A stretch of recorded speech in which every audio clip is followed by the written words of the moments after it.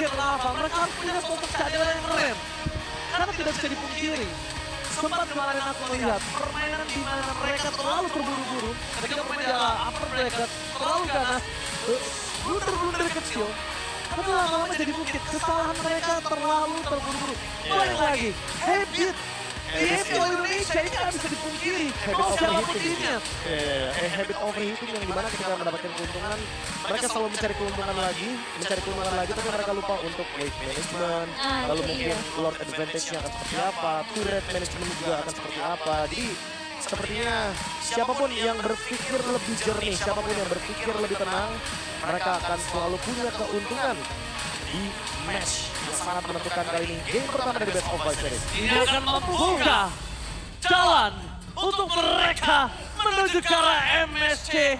Karena minimal lower bracket final menjadi jawaban. Kalau enggak Momochan, boro-boro MSC. Wah, Juara MPL bahkan gak ada di depan mata mereka. kalau bahas juara MPL, Bigetron title juara itu selalu ada di depan mata. Tapi somehow sulit sekali untuk digapai oleh sang robot merah. Dan ini seperti yang Ranger Mas dan juga Profesor KB bilang, kesempatan mereka do or die di sini. Di Best of Five Series kita, di game yang pertama, tapi dari kedua tim. Tapi langsung dibalaskan begitu saja chipnya first pick. Langsung ada Moskov dan Luoyi yang menjadi jawaban juga. Karena kita tahu sendiri bahwa chip adalah tinggal hero yang berkumpul, jadi Luoyi akan sangat menjawab sekali. Bagaimana respon cepat dari Shotgun. Balas sudah diambil, seperti yang ingin bermain dengan play objektif seperti biasa. Dan merupakan hero flexible pick yang mungkin bisa dimanfaatkan juga teman-teman dari Bigetron Alpha. Iya. Momochan menurut aku kemungkinan di kanan kalau mereka ini akan bisa mendapatkan Fredrin. Fredrin? Yes, dari sosok Geekom yang kita nggak lihat Fredrin di arah Banefish.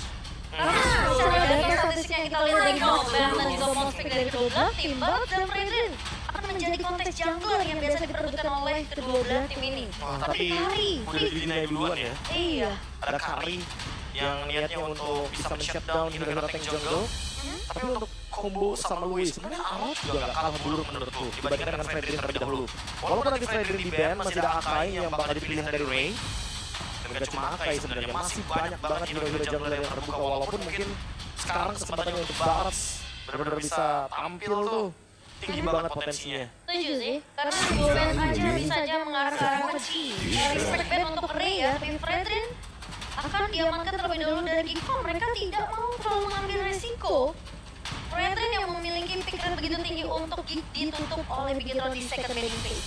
Dan melihat juga Matilda yang sudah di-ban oleh Geekfarm, mereka tahu, mereka respect. Ini hero 100% win rate dari Ki. Ya, ada juga kali pick 100% win rate. Itu dia. Sangat-sangat luar biasa tentunya dari Ki. Dengan Matildanya, makanya gak heran kalau di shutdown. Begitu juga dengan Hellcat Iya. atau HC. H-nya balai, C-nya balai. Gitu ya. Tetap balai ya. Selama yang menggunakannya bukan balai, itu bakal dilepas. Tapi selama itu yang menggunakannya balai, better be done. 4 kali pick tentunya dari bawah 100% win rate, so sama-sama respect. Respect adalah kunci kan? Tapi kalau statement dari Mirko, over respect menjadi masalah juga untuk Bigetron. Mungkin bisa aku bilang over respect ketimbang dengan hero kunci itu agak berbeda ya. Sesuai Hero dengan respect, misalnya gini, kita tahu Ray sangat power banget dengan Fredrin. betul. Bukan itu Profesor, tapi untuk nge-ban terhadap Fredrin dan Ray, itu over respect menurut aku. Lepas aja seperti ini, setuju. Tapi malah mereka respect dengan kuncinya. Contohnya gimana mereka melakukan ban terhadap sosok Elkar, ban terhadap seorang Expo, dan juga Ruby. Itu tiga kunci yang sangat penting menurut aku di dalam permainan Geekom dan bahkan Luka. Itu dia. Membawa Masyanya yang dimana ini menjadi kunci kemenangan di saat mereka melawan Sang Raja Langit. Sebenarnya victory kita Profesor. Salah satunya, manfaatkan hero dari Luke. Entah Ruby, entah Arlot, entah Masha salah satunya. Ini merupakan hero yang sangat-sangat kuat sekali untuk teamfight dan targetingnya akan sangat mengancam tentunya untuk hero lini belakang seperti Eman dengan Kari. Sepertinya pemilihan hero seperti Tereso sangat dibutuhkan untuk saat ini agar tentunya bisa ngeganggu ke arah backline juga. Targeting Moskov atau targeting menuju ke arah Fredrin untuk mengganggu battle retribution. itu juga bisa menjadi salah satu jawaban. Tapi Cici, Cici? Cici? Oke. Valentina Cici. Coba untuk menutup ke arah Legend untuk Cici. Dan bahkan kita lihat ini ada NSC di data dimana kali menjadi hero most pick di NSC Spring 2024 Record Season dengan total 35 kali pick, 48,57%. Blue Side di 14 kali dan Red Side dengan 21 kali. Tapi sebanyak itu picknya kurang baik dalam segi win rate-nya. Ya, lagi-lagi sesuai dengan data yang sering aku mention bahwa hampir di semua region Kari ini menjadi salah satu counter tank. Tank jungle, tank roamer. Biasanya di second pick juga di pick yang ketiga, tapi win rate-nya nggak begitu bagus. Tapi sekalinya works, itu bakal bener-bener huge banget impact-nya. Karena dia bisa bermain dengan typical play front to back. Kiting juga bisa karena dia punya efek dash. Tapi untuk saat ini last pick dari Balloy, apakah akan menuju ke hero healer, tapi ternyata Kaja Divine Judgment akan bisa untuk membatalkan bagaimana efek yang dimiliki dari Super Ken dengan Detona's Welcome. Efek surprise yang ternyata menjadi kunci untuk last pick dari sisi Geek Farm. Dan kalau kita melihat dari sisi early sampai mid stage ability-nya, ini masih dipegang sama Geek karena mereka tentunya punya Luoi Kaja sebagai combo, ya kan? Dan juga Moskow sebagai jaminan into mid to late game. Ya, mereka ingin mencoba untuk menekan dari early game pressure. Ingin mereka berikan sepertinya kalau kita ngomongin dari Geek Farm. Karena kalau misalkan kita ngomongin soal Kaja follow up-nya, sebenarnya nggak terlalu banyak yang bisa follow up dia. Tapi untuk bisa men-shutdown satu pergerakan hero akan sangat-sangat oke. Dan mungkin Sorizo adalah target utamanya sehingga dia nggak bisa zoning. Ingat, Geek Fam ketika mendapatkan 1 poin saja mereka bisa memberi buta dan seenaknya menghantam Bigetron. Tapi Bigetron, kalau mereka mendapatkan game yang pertama kali ini, mereka harus pastikan kemenangan 3-0. Karena kalau tidak, The Master of River Sweep akan membantai mereka. So, mari kita beri kelengar dan tembak para utaranya. Let's go ke the lane knockout. Early pressure sih yang kali ini bakal berjalan dari sisi Geek Farm. Ini harus kita saksikan dan dia perlu waspada karena hal tersebut. Moreno sini bakal coba untuk menahan pergerakan Risman cukup jangan dari sisi Geek Farm di tangan dari bawah ini akan menjauh itu semua tentunya dengan adanya curse dari seorang Ki. Tapi itu bagus banget. Karena aku juga tadi juga sempat ingin membicarakan bro. Mereka punya Balloy dengan Kajanya. Itu power banget di tangan Balloy. Tapi kalau mereka bermain lebih agresif dan kalau bisa bikin Balloy nggak bisa bermain dengan kekuatan Kaja pick overnya, itu akan sangat baik untuk para pasukan Bigetron. Oke, Bigetron seolah mencoba untuk menancapkan gas semenjak early game karena dia pressure dari Sorizo dan bahkan Super Ken. Ini kayaknya benar-benar berjalan dengan baik melihat Sorizo dengan Grace Might. Berarti dia bakal memiliki durability yang cukup. Tambah lagi dengan Festival of Blood, jadi dia akan punya durability juga. Oke, tapi Retro tangkap ke depan sana. First blood tangan pada sana dari sana Ray. Di following up oleh sana Sorizo maka begitu saja first blood yang tidak diinginkan oleh tim K-pop. Karena ini akan menghambat seluruh level dan bahkan kondisi dari segi ganking nanti. Mau tidak mau Balloy harus bermain dengan sosok Luke. Ini dia, tim masih akan terus memberikan pressure ke arah Balloy. Ditahan supaya nggak bisa dapat poin keempat dengan cukup nyawa.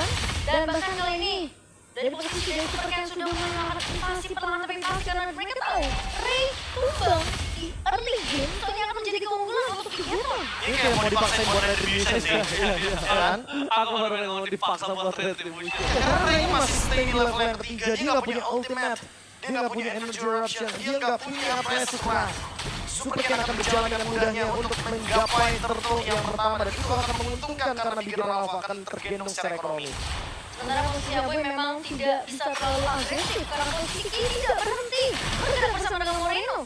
Kali ini memang dari posisi juga untuk mencari informasi, tapi at least Ki mereka berhasil mendapatkan setidaknya poin yang mungkin bisa juga ditahan kali ini karena Bigetron mereka benar-benar melakukan pressure yang gak berhenti kepada KB. Ini turtle pertama aja bahkan gak konek. Jangan kan pressure ke turtle yang pertama, lihat orange buff-nya diberikan pressure yang begitu luar biasa, maksain Balleski. Ketika ada flicker dia harus gunakan terus-menerus. Untuk defensif. Untuk defensif, bukan diberikan judgment ke depan. Tapi menurut aku ya, berhadapan dengan Kaja dari Balloy, ini at least untuk men-trigger satu flicker aja itu cukup, Profesor. Wow, oke kali ini. Oke, beberapa ada yang bisnis, tapi ada yang personal juga kalau kita ngomongin Chevin dan Mirko.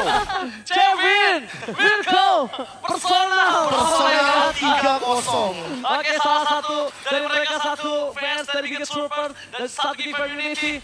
Tapi Mirbless or Mirkers? Ini masih jadi pertanyaan semenjak dari hari pertama, tapi kali ini Diversion sudah mulai dibuka. Oke, surprise terbaru bukan ada pencaman merasakan Eman. Poin kill yang sangat worth it ketika mereka dalam kondisi sedang tidak baik-baik saja.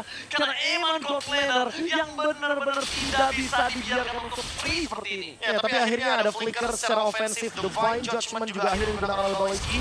Dan hal ini akan menambah ekonomi dari Gikom walaupun mereka terkena pressure dan masih belum bisa menemukan jawaban atas Super Ken. Ya, mereka sadar sebenarnya di area mid-nya atau mungkin jungle-nya sudah mulai ganggu oleh pemain-pemain dari Ghetto, tapi mereka tahu mereka bisa melakukan pick off di area bawah yang dilakukan oleh pemain-pemain dari Gikom.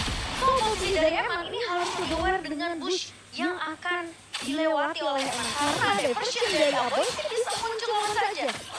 Tapi Diversion barusan tetap memberikan Eman farm yang cukup sepertinya. Tidak ada freeze terhadap minion yang terjadi karena malah Eman yang diuntungkan dengan freeze minion barusan. Dia dapetin corrosion side item pertamanya. Yang ternyata menuju ke golden staff, tapi lagi dan lagi dengan perbedaan 2 level harusnya turtle. Masih bisa diamankan oleh teman-teman dari Bigetron Alpha untuk membawa ekonomi dari Eman. Apakah memang dari Geek ini harus juga memerintahkan laning dari Cak Dera, Profesor? Karena secara objektif kan kalau yang kedua itu sulit banget nanti kontes sama Geekom. Ya, kayaknya boleh sih untuk babysit terus ke arah cadiranya. Iya. Atau mungkin shutdown gerakan dari Ki-nya karena Ki dari tadi selalu open map. Shotgun surprise! Happy Petir dengan sama Bawski. Poin itu dapatkan oleh Eman. Sudah mendapatkan karya double kill. Tanpa melakukan tim Gikom. Mereka tersohor di hal dan Ray. Gak bisa power off. Press wall. Damage yang tidak cukup dimiliki oleh Ray untuk bisa berada di garis depan. Dan sekalipun dia mencoba untuk mendapatkan defensif, dia tidak akan kuat karena damage yang diberikan kali akan berkali-kali lipat. Wah, ini bahaya untuk Geekom, Profesor. Karena gimana pun, ketika kita membahas strategi yang harus dilakukan oleh Geekom ketika mereka tahu early pressure berjalan dari sisi Bigetron, malah mereka dikejutkan dengan satu buah shortcut yang dibuka oleh Ki. Ya, lagi dan lagi kan aku baru mention soal Ki. Dia punya shortcut, dia dari tadi cuma memberikan presence aja di area bush. Jadi pressure tersebut gak berhenti dari Super Ken-nya aja, tapi ada dari chipnya Ki. Diversion. Surprise! Ternyata kali ini kondisinya mereka merasa menangkap Moreno. Walaupun dengan kondisi tidak memiliki flicker, tapi dia bisa dengan sangat tepat menghasilkan poin kill yang instan. Permasukan dari Givam. Kali ini mereka berhasil mendapatkan satu buah turret dan dua bahkan. Iya, ini dua turret sudah dikantongi oleh Bigetron. Lama-lama ini pasti akan bisa semakin dalam dari sisi Bigetron, Profesor. Ya, tapi masalah utamanya adalah targetnya Moreno. Ini bakal jadi target yang bagus banget untuk bisa men-shutdown bagaimana pemilihan dari IMU. Jadi mau nggak mau Moreno harus mencari kembali di mana Bawski atau bahkan minimal di mana Aboy agar mereka memiliki ultimate yang sama. Dan kalau ada diversion, menurutku Gikom adalah ancaman karena melawannya nggak cuma diversion, tapi ada portal shortcut dari chip. Ini sama-sama memiliki surprise engine kecil sebenarnya dari kedua belah tim ya, Profesor. Tapi gimana target yang tepat akan dibawakan oleh kedua belah tim? Udah pasti sih kalau Gikom targetnya ke Moreno atau Eman, ini adalah dua target yang paling optimal selama mereka berada dalam loose condition. Karena sekali aja mereka bisa dapat pick off, harusnya keadaan bisa berbalik. Oke, di sana yang kembali terjadi balik bola kembali ke dalam shortcut. Divide di luar tim, tapi tidak ada yang membuat termasuk dari tim Piket kehilangan damage. Meskipun begitu, Cici dari Sorizo berhasil menimbulkan satu impact yang sangat maloka. Mencari lagi, dan Pure Distraction tumbang lintas Sumatera yang on point. Membuat para pasukan dari tim King berhasil mendapatkan 2 poin karena mereka mau tidak mau harus dapetin poin kill itu. Kalau tidak, pertukaran tidak akan adil. Eman lagi-lagi Eman. Iya, tapi menurut aku ini jadi kerugian untuk Bigetron, Profesor. Karena Eman ini yang tumbang.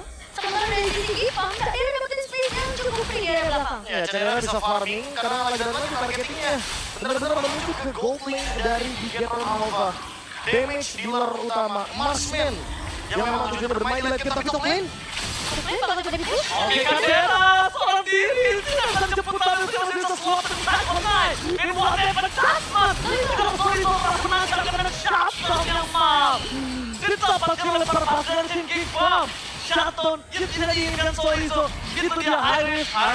Ya, Harrington Cak Dera yang memang tidak ke pick off, tapi ingat, Bigetron dapetin perfect turtle-nya, Profesor KB. Ya, ini perfect turtle yang memang agak sedikit membantu untuk level, untuk gold.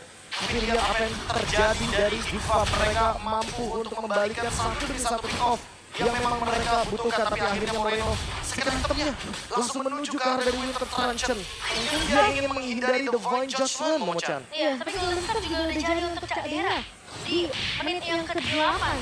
Sementara kali ini memang Gifon terlihat cukup pasif. Mereka benar-benar nggak mau membuka tim 5-5-nya dengan Bigetron. Tapi kalau melihat dari Eman, dia masih cukup unggul dengan adanya keuntungan dari Perfect Turtle ya. Jadi itemnya selalu dimanfaatkan, tapi dari versi juga dalam nantinya fight akan selalu dibuka. Ini sama Crescent nggak pecah sih, menurut aku masih aman sih harusnya dari Gifon. Wah, flicker lagi sih itu yang di-trigger itu sangat baik dan bahkan membuat para pasukan dari tim Bigetron untuk menuju ke arah backline kali ini terbuka dengan sangat bebas jalannya. Iya ya, kalau misalkan targetnya mungkin ke backline atau mungkin mainnya dari samping, Bigetron kayaknya dalam ancaman karena semua rumput yang ada di samping akan menguntungkan teman-teman dari Ipam. Mereka punya Divine Judgment, balik dari dengan flicker dan ini dia. Kalau mengarah ke arah river, cari target tapi kali ini bawain flicker. Gagal mendapatkan Moreno. Meanwhile, kita akan kembalikan kembali ke arah depan Moreno. Karena dia bertahan dengan dari Loka. Ditutup dengan para pasukan dari Bigetron. Mereka mencoba mendapatkan semua keselamatan negara.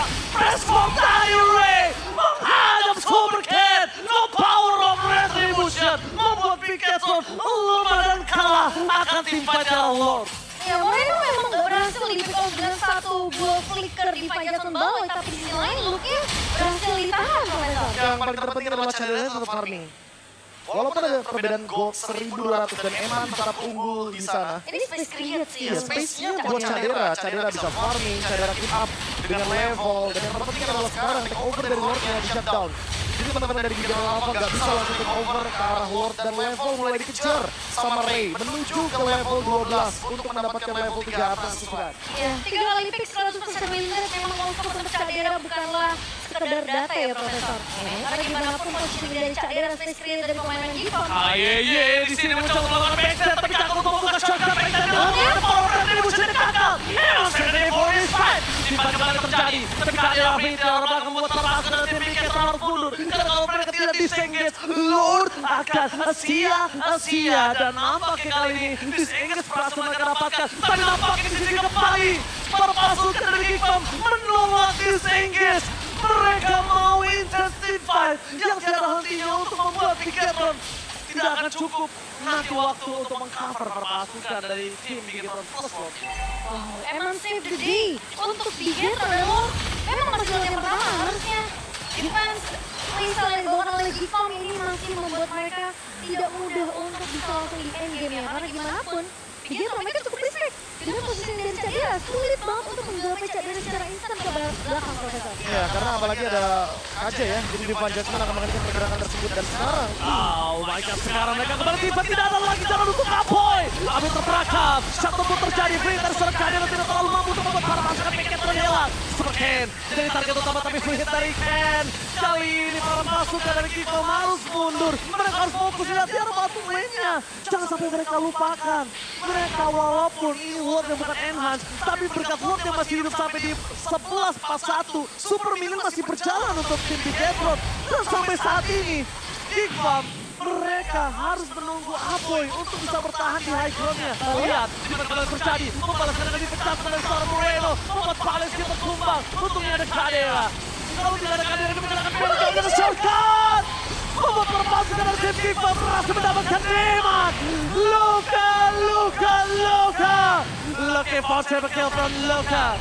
Tapi nampaknya para pasukan dari tim Gifon kembali merasakan Bigetron Alpha. Lagi-lagi diversion dari Apoy, Profesor KB. memang Luoyi ini adalah game changer dan mereka mencoba untuk melakukan fight back dengan adanya overextend team fight lagi-lagi. Bigetron Alpha terlalu overcommit ketika berhadapan dengan Gifon, yang dimana Gifon akan selalu mencari kesalahan tersebut. Overcommit melawan Gifon sama dengan kalah dalam team fight besar. Betul. Melawan tim sekelas Gifon, mereka benar-benar harus disiplin respect, apalagi dari sisi Gifon mereka membawa Loi yang gimana diversion bisa dibuka kapan aja.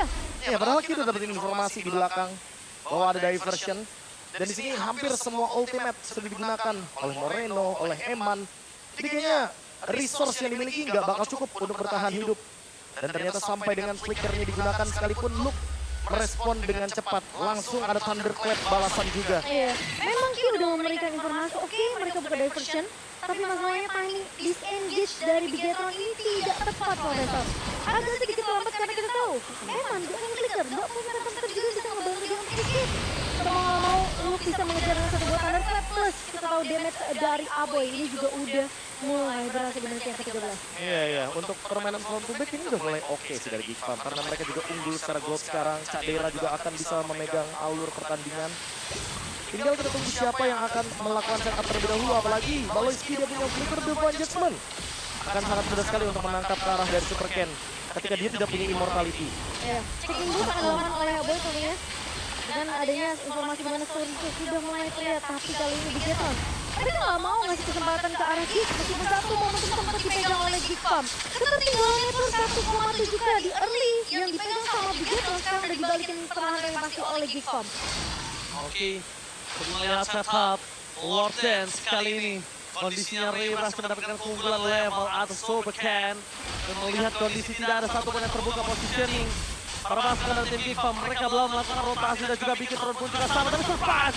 Kayak melakukan deteksi. Masuk arah mereka ke arah dalam luka. Tadi nampaknya Moreno. Tapi ini berhasil diselamatkan dan the power of Lord. Berhasil di tangan dari tim Bigetron. Di badan yang besar, mereka harus disingkir. Ini Geek Farm. Mereka nggak boleh blowing up apa yang dimiliki dari Geek Farm. Para pasukan dari tim Geek, mereka mencoba untuk mengejar Eman. Dan Eman satu target utama yang sangat mahal. Ditukarkan dengan apa yang didapatkan Bigetron. Wah, meskipun Lord berhasil di-secure lagi-lagi oleh Eman untuk yang kedua kalinya, tapi 4 pemain bahkan dari Geek Farm ini kita lihat bakal coba untuk mengejar ke area bawah. Lord bakal coba ditahan. Dan sekarang Bigetron yang berada di posisi terancam. Oke, Bigetron terasa di posisi yang terancam. Aboy sudah mulai datang dan ini dia the power of Moskov dan juga Nathan. Lord tidak akan kuat dan tidak akan bertahan dengan lama. Ini bakal sulit banget untuk Bigetron. Meskipun mereka dapetin objektif yang dibutuhkan Profesor KB, tapi timnya selalu reaksi dari Bigetron. Iya, mereka kayak yang harusnya udah ngerem, udah mundur. Mereka udah disengage. Mereka disengage tapi mereka nggak melakukan hal tersebut. Mereka malah dipanjangin lagi tim fight-nya dan alhasil Geek Farm akan sangat welcome dengan tim fight panjang tersebut karena mereka punya Aboy untuk melakukan teleportation ke belakang. Mereka bisa memotong bagaimana alur permainan dan juga jalur keluar dari Bigetron Alpha. Gak ada escape route yang bisa dijalankan oleh teman-teman dari Bigetron Alpha juga. Gak ada jalur pulang. Kecuali mungkin mereka main secara paksa. Hampir 6 item juga dari Cak Dera menyusul ketertinggalan tadi gold 1200 yang sekarang hanya terpaut 700 saja. Eman akan menyelesaikan Rose Gold Meteornya. Wind of Nature mungkin bisa jadi penyelamat tapi tidak dengan Thunderclap kedua dan ketiga dari Luke. Itu dia. Karena gimana pun Wind of Nature bisa menyelamatkan nyawanya hanya dalam waktu beberapa detik saja. Sama-sama udah punya Wind of Nature juga dari sisi Cak Dera. Dan Luke sekarang udah dapetin level 15. Dan yang terpenting adalah Ray dia punya Winter Truncheon jadi nggak bakal dengan mudah bisa di shutdown. Oke, ternyata Sorry di sana mencoba datang. Para pasukan dari tim Bigetron mereka terlambat untuk merespon. Kehilangan 3 player. Untung aja mereka masih jauh dari Lord, tapi ini kayaknya tidak akan bisa menyelamatkan mereka dari Lost Response. Ini bencana! Bigetron Alpha. Di garis depan akan coba untuk distraction tidak Eman. Bagaimana wipeout. Dan benar-benar terjadi. Wipeout! The Key Slayer berhasil mendapatkan game pertama dengan one strike.